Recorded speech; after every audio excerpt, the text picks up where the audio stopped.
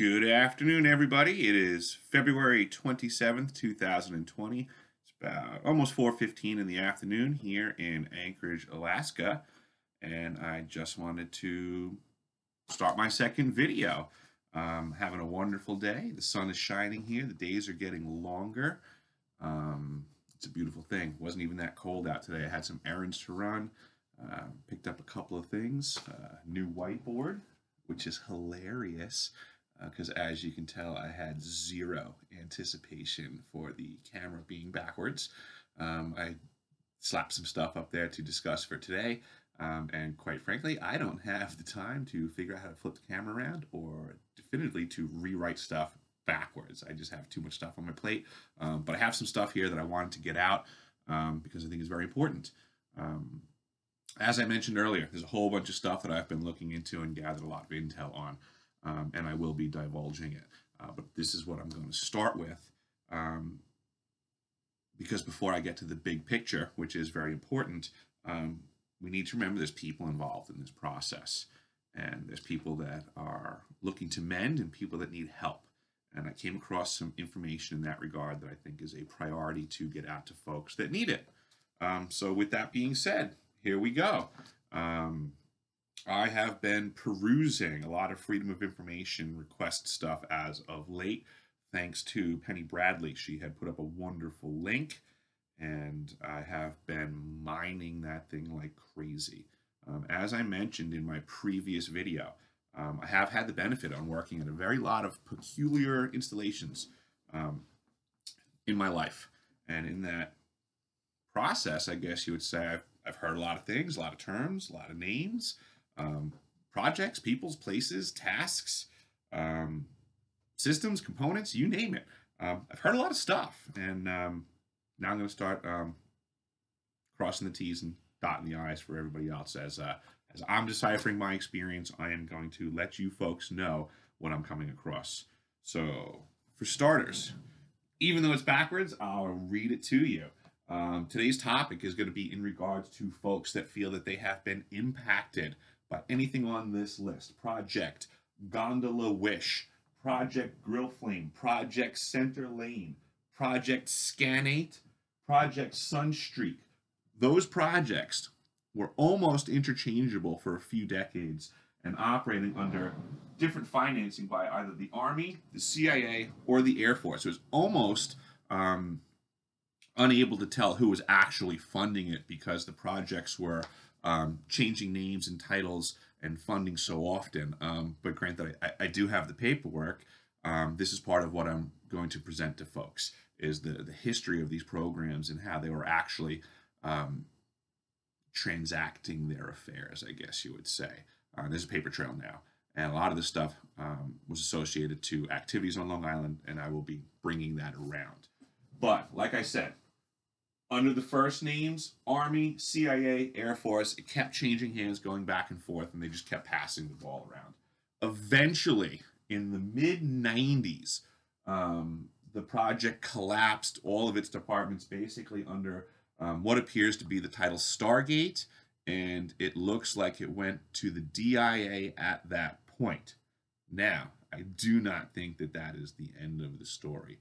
I'm still working to prove that aspect of it, but up until the 90s, from the 50s until the 90s, I have documented this activity in the study of what is contemporarily referred to in the paperwork as anomalous mental phenomenon, AMP, and that's what they refer to it as in the Stargate program when it gets to DIA. Prior to that, they have a whole bunch of different names depending on what department it's being worked with and who's funding it. But with that being said, all of this stuff is a standard. It keeps changing names, and in the process of studying these different name changes in departments and fundings, there's a couple of things that I kept coming across that were in the paperwork, but missing. I kept hearing references to things, and I eventually found them. And that's what I'm presenting here. We have the statement of work. This was August 2nd, 1983. Again, I apologize. This is backwards. But I just want you to know but I am physically holding on to stuff that I have gotten a hold of. But I'll read it here for you. So this was subject is identification of selected personnel to Dr. Harold E. Putoff, SRI International, Menlo Park, California. Dear Dr. Putoff, reference your memorandum dated 11 May 1983, subject selection/training task. The attached draft statement of work is forwarded for your review. Request specific cost, expected length of each phase, and any recommended additions which may be necessary within the statement of work as drafted to allow sufficient time to meet administrative requirement for funding in fiscal year 83. Request an expeditious response. Sincerely, Frederick H. Atwater, Acting Project Manager. Remember names, folks. I'm going to be presenting names to you, and what you're going to see is that as the project names change, the associates working them do not. And that's going to be our ticket to following a lot of this stuff through the years. The statement of work starts out simply just basic. This is the stuff that I've been explaining doesn't change from program to program. The verbiage regarding what project title, it's still the same thing. It says things like the objective of this effort is to investigate a particular aspect of psychoenergetics relating to operational management of personnel. That is, determine if a personality testing technique can be created which, when applied to a general population, will delineate specific individuals who exhibit a higher degree of talent for remote viewing RV.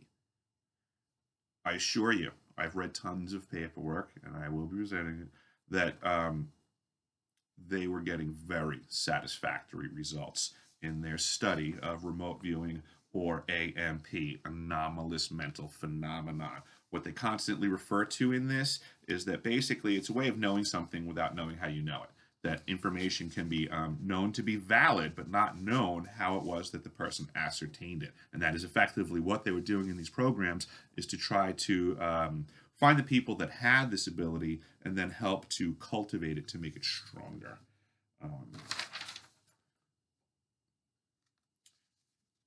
References on how they're going to find folks, the processes for which they're going to test to find them, selection processes, security. They discuss security requirements, who the information can be disseminated to, and who it's prevented from being accessed. Standard stuff, like I said, in all of the projects. But what I found in this one that is special is this here, which is Section 6. Special requirements for human subjects. This is important because this is rare, and this was hard to find. This is a problem for anybody in these projects and anybody who contemporarily considers themselves a targeted individual. If you need help, you need to hear this, and you need to spread this around. Special requirements, 6.1, use of human subjects. The following definitions are used. 1, at risk means that the human subject may be exposed to the possibility of harm, physical, biological, psychological, sociological, or other, as a consequence of an act or omission that goes beyond the application of those established and accepted methods or procedures which are in his best interests, or that increases ordinary risk of daily life, including the recognized risks inherent in his chosen occupation or field of service. It's an interesting way to word things. So basically, if the government chooses someone who already has a job that puts them at risk, as long as this doesn't put them at more risk, we're at acceptable levels. Bam, good to know. So let's recruit people that already have dangerous jobs. Human subject means any human being who, ready for this one, knowingly or unknowingly is subjected to an act or omission, whether at risk or not, the object of which is to contribute to knowledge to be gained as part of work to be performed under the scope of this contract. Unknowingly. Remember that.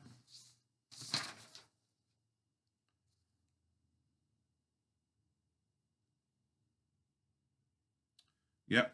And then we go over to here, and it says the study must be such as to contribute significantly to scientific knowledge and have reasonable prospects of yielding important results essential to an Army research program.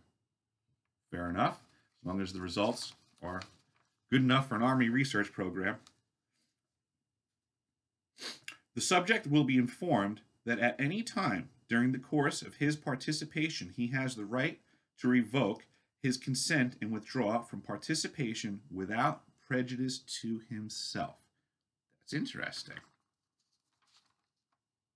To whom do you make such a request, right? That would be the challenging part. Line 7. There shall be no greater intrusion into the privacy of the human subject than is absolutely necessary for the conduct of the study involved. Well, there you go. It's a little bit of liberty there. I mean, if it's necessary, then go for it. The study will be conducted so as to avoid all unnecessary physical or mental suffering or injury. Excellent. As long as it's unnecessary. This next one confused me a little bit, and I have considerations on it, but it's line 9. It says, no study will be conducted if there is any inherent reason to believe that death or disabling injury is likely to occur.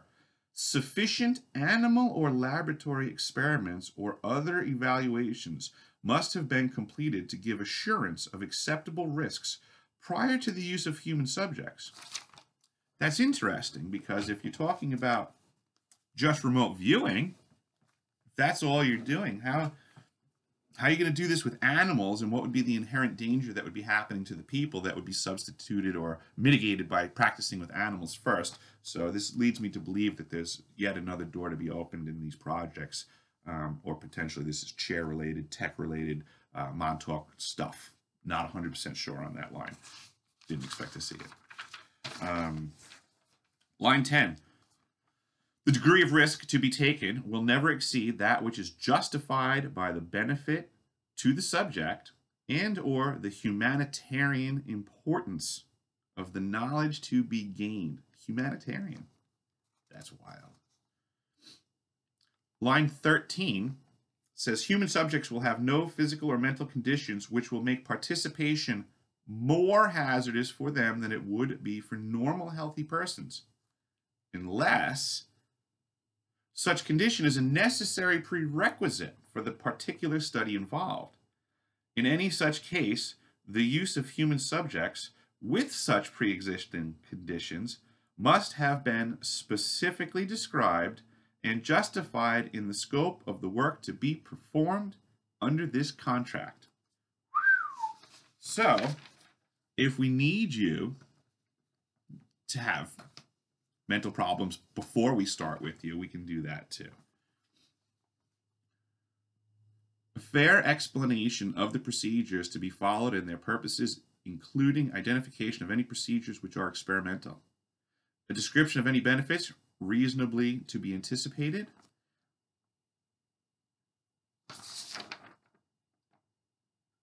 Ooh, I missed something here.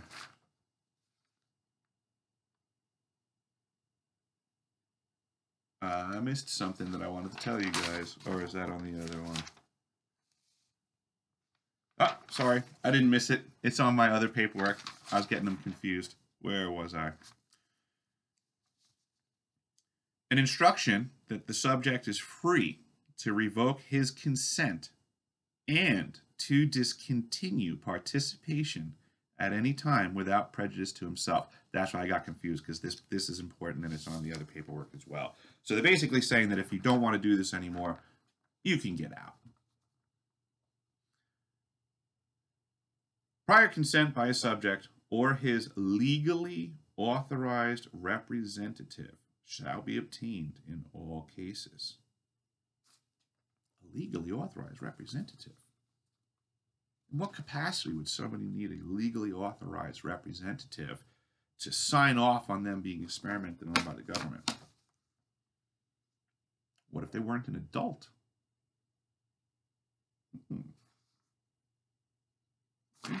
nothing in the paperwork says that these experiments on humans are limited to people 18 and above.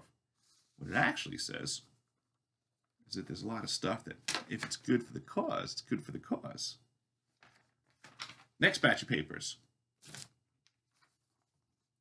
DIA Statement of Consent for Stargate Project participants. Boom! Stargate DIA.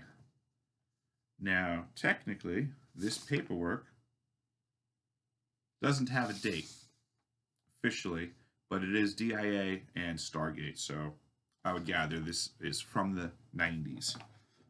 Additionally, since I've been seeing all the other paperwork being similar, I will go so far as to suggest that a statement of consent similar to this would have been issued for the other projects as well. This one being specific to Stargate.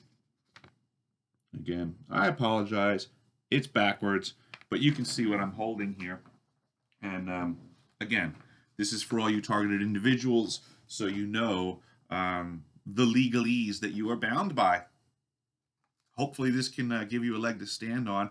If you have any questions, problems, troubles, concerns, comment below. Let me know. There is an email associated to this page.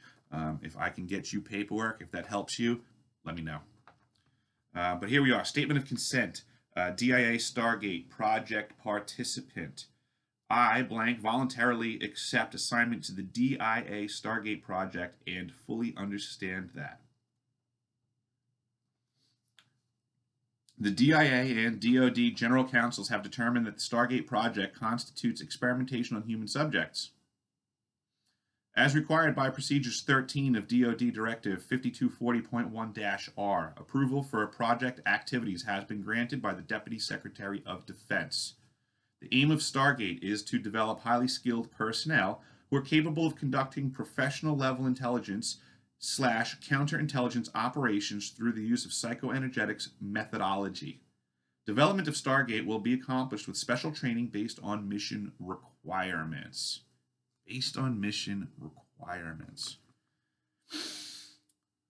Assignments in Stargate are governed by the sensitivity and degree of expertise required for the position. I will be assigned in accordance with my capabilities and experience, regardless of my rank or previous position. Interesting. Due to the nature of training involved, the duration of my participation is indefinite. Records of my involvement will be available to project personnel, but otherwise protected under project security measures. Indefinite. Now you wonder. The primary consideration in any career development or assignment action will be Stargate mission and operational requirements. Mission. I understand that exemption, interruption, or delay in normal career development patterns, such as branch schooling and assignment opportunities, may prejudice future promotion and assignment potential. I have been assured, however, that every effort will be made to preclude adverse effects listed above on my career. Thank you for that assurance. Psychoenergetics, PE, include various processes by which individuals psychically interact with objects, locations, and organisms. I understand that while there is no demonstrated risk of permanent or temporary injury, including physical, psychological, and/or damage to participants' reputation, to project personnel beyond risks to which they would ordinarily be exposed in their daily lives. The potential for injury during some training cannot be conclusively ruled out. I hope you guys hear the way that they're writing this. I may temporarily choose not to participate in the project at specific times, or permanently discontinue participation without prejudicial effect. Termination. Ready for this, folks? Here's how you get out. Termination will be effected by notifying the Stargate manager or in his absence, his designated acting Stargate manager. So that's all you got to do. Find your Stargate manager. Tell him you want out. Good luck. As a participant in Stargate and IAW DOD Directive 5240.1-R, I consent to tape recording, monitoring, and transcribing of all training and operational interviews in which I am involved as an integral part of the Stargate mission.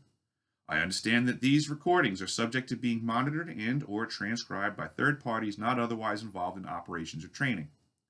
I waive any claim or right of ownership to all tape recordings and transcripts made in conjunction with Stargate, with the understanding that these tape recordings and transcripts are property of the United States government. I further consent to participate in any non-intrusive biomonitoring activities that are necessary for project mission accomplishment. Any non-intrusive biomonitoring activities. I hereby acknowledge receiving formal counseling concerning my assignment to Stargate, basic training and operational procedures and their purposes, as well as attendant discomforts, risks, and benefits have been explained to me. I understand that I may at any time ask questions of the commander, POG, or other appropriate project personnel relating to areas unclear to me. I further understand that my participation in Stargate is voluntary and that at my request I may at any time be reassigned without fear of adverse personal action. And that's that guy right there. Page 2 of the DIA Stargate consent form. Excuse me. So hopefully some of you guys, this might have clicked something for you, maybe gave you some direction to look for. I'm pulling out more files. I'm digging. I'm making connections, names, places, times. I'll find as much as I can. I love deciphering my experience. I hope you guys subscribe. I hope you like the page. I hope I can help you decipher your experience. I think that we can all work together and hopefully get things figured out. Hope you have a wonderful evening.